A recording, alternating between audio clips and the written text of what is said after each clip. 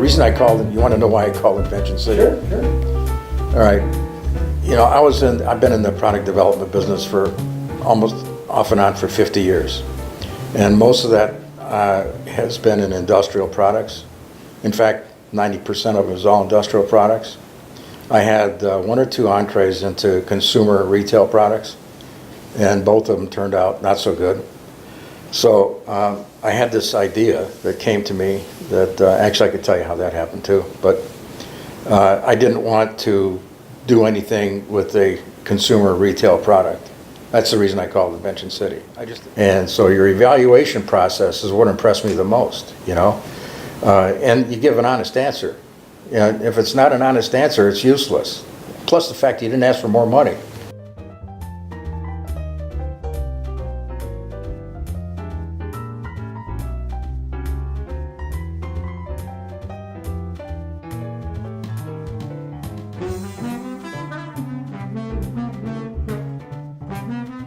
So, Well, that was the question. So, you know, at this point, how much money do you think has been spent on your invention? up to this point in time, Yeah. it's got to be in well over a couple $100,000. Yeah, And how much have you spent? a little less. Yeah. Thank you. How much less would that be? Well, I just spent the time and the money for, prototype development. It probably cost me less than $1,000. How much have you spent with Invention City? I beg your pardon? How much have you spent with Invention City? Oh, zero. No, you spent something. Well, I mean, with Invention City, I had to spend for the evaluation of the Right, product. so you spent $95. $95, yeah.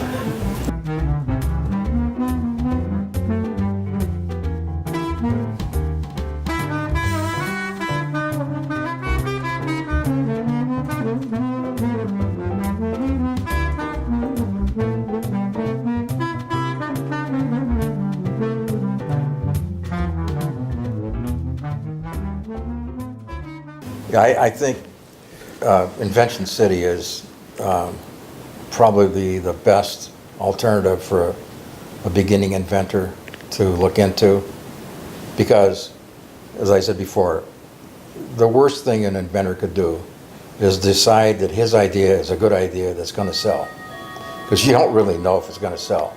And usually what happens with an inventor, he has a specific problem that he solved, and he's going to say, well, geez, this is really valuable to me. So it ought to be valuable to a lot of other people too. They'll want it as well. That's not always the case. In fact, that's rarely the case. Sure. So, All right. You feel you can trust these people? yeah.